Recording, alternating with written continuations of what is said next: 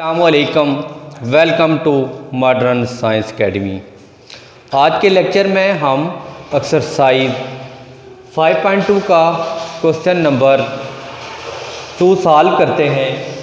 अगर हमारे पास u into 1 2 3 4 से 10 तक दिया हो और a की वैल्यू 1 3 5 7 9 दिया हो, b की वैल्यू 2 3 5 7 दिया हो। आज के लेक्चर में हमने वेरीफाई करना है डी मॉर्गन लॉ कि हम डी मॉर्गन लॉ को कैसे प्रूव करते हैं। उसके लिए आपने डी मॉर्गन लॉ के लिए दो स्टेटमेंट याद रखनी है। फर्स्ट स्टेटमेंट है ए यूनियन बी का कॉम्प्लीमेंट इज इक्वल टू ए का कॉम्प्लीमेंट इंटरसेक्शन बी का कॉम्प्लीमेंट। दूसरी स्टेटमेंट है ए इंटरसेक्शन बी का कॉम्प्लीमेंट इज इक्वल टू ए का कॉम्प्लीमेंट यूनियन बी का कॉम्प्लीमेंट। यूनिवर्सल सेट वो होता है जिसमें ए और बी के एलिमेंट्स भी शामिल हों। तो सबसे पहले मैं फर्स्ट वाली स्टेटमेंट लूँगा, इसको वेरीफाई करूँगा क्या जो हमारे पास लेफ़्ट और राइट हैंड साइड जो कॉम्प्लीमेंट का रूल था उसके लिए इक्वल आती हैं। तो ए यूनियन बी का कॉम्प्लीमेंट इज इक्वल टू ए का कॉम्प्लीमेंट इंटरसेक्शन बी का कॉम्प्लीमेंट। तो सबसे पहले मैं इसकी लेफ़्ट हैंड साइड लूँगा। लेफ़्ट हैंड साइड है ए यूनियन बी का कॉम्प्लीमेंट। तो सबसे पहले मैं ए यूनियन बी फाइंड करूँगा। ए यूनियन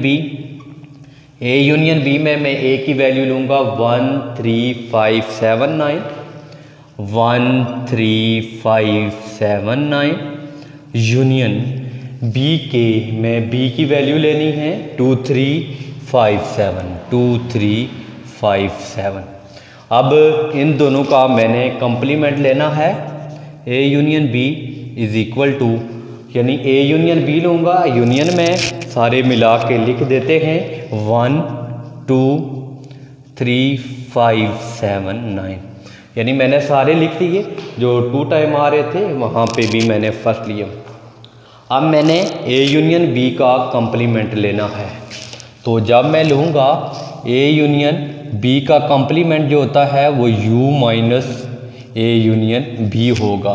यानी ऐसे यूनिवर्सल एरिया के ऐसे एरिया u के वो एलिमेंट जो ए यूनियन बी में ना हो, तो यहाँ पे आ जाएगा ए यूनियन बी का complement is equal to we know that value of 1 2 3 4 5 6 7 8 9 10 यानी u की वैल्यू थी 1 से लेके 10 तक माइनस ए यूनियन बी की जो वैल्यू है वो है 1 2 3 5 7 9 1 2 3 5 7 9।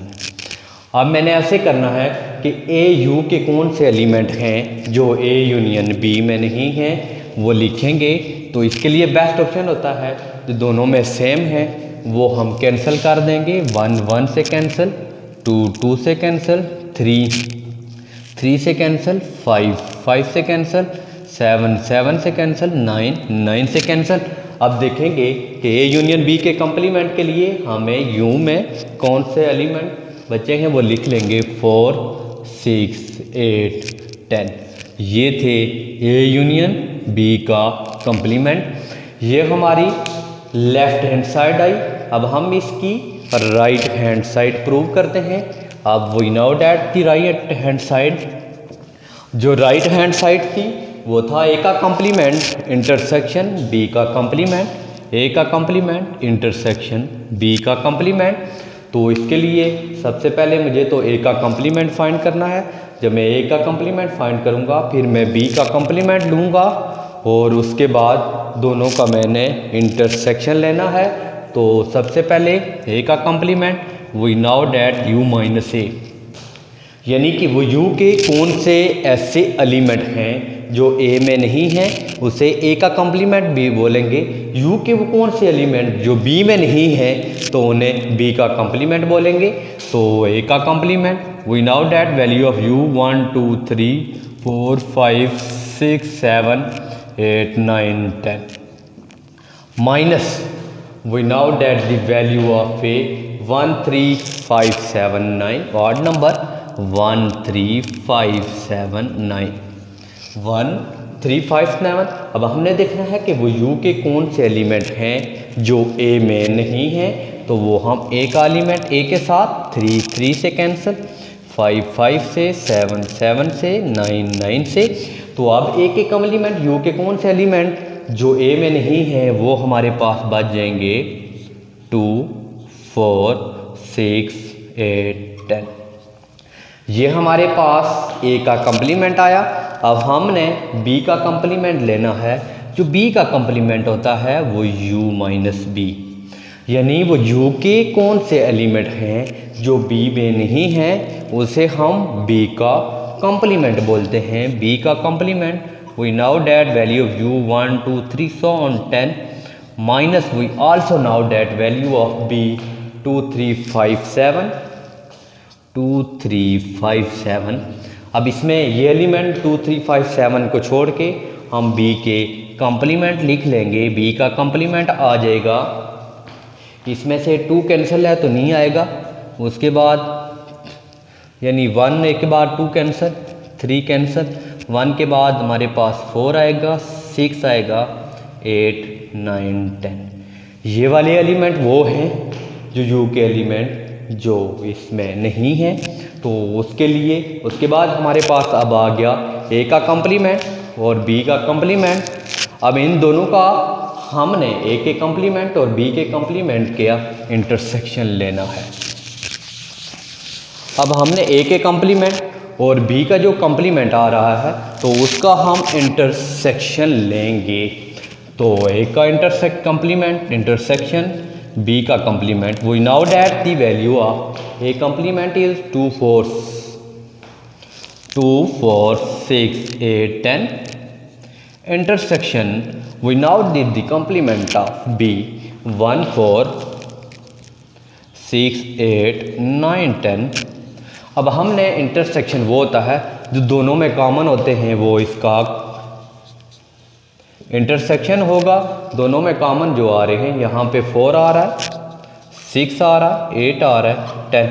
अगर आप देखें इक्वेशन 1 ये थी, ये लेफ्ट हैंड साइड और ये राइट हैंड साइड, तो hands left hand side is equal to right hand side. ये डी मॉर्गन लॉ की हमने पहली स्टेटमेंट प्रूव की।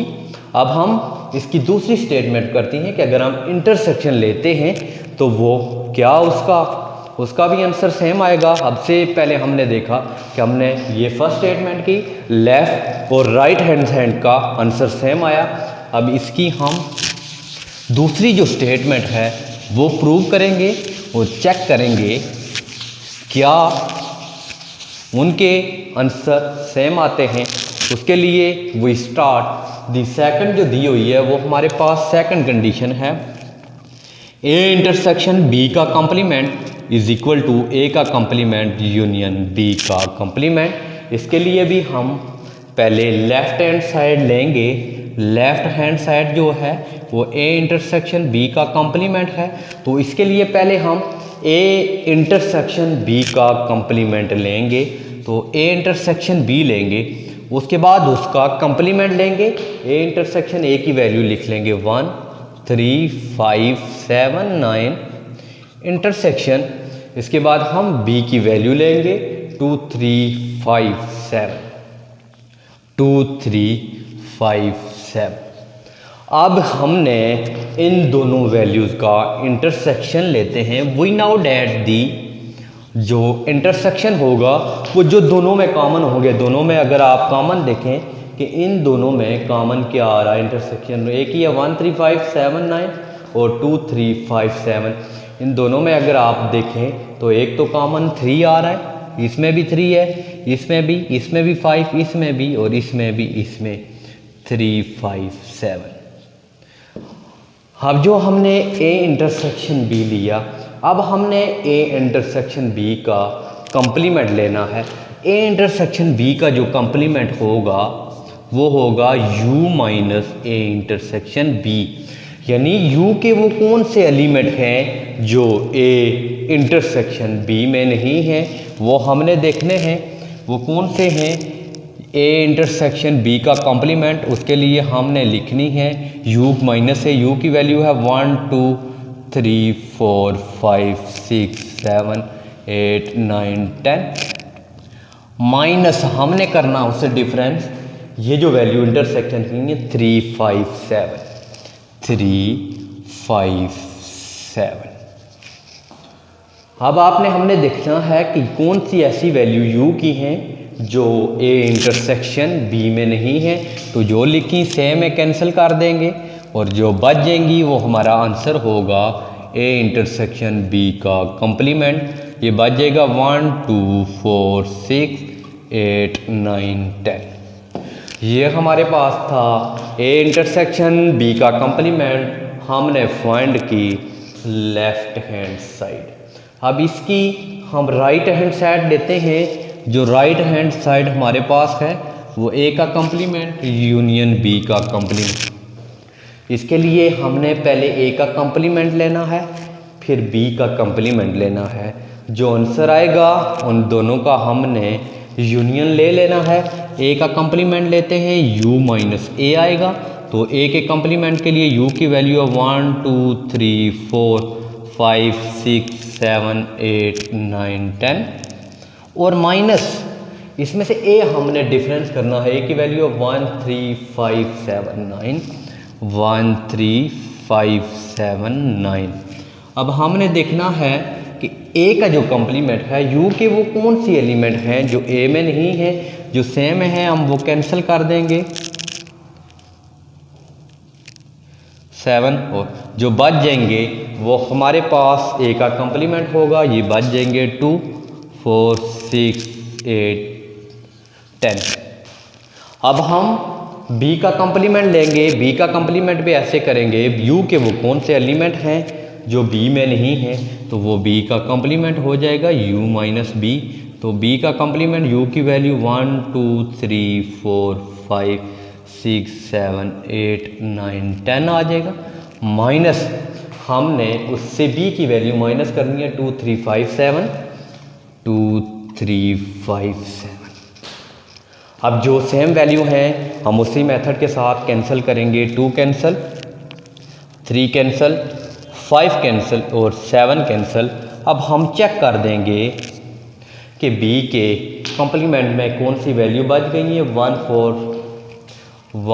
4 6 8 9 10।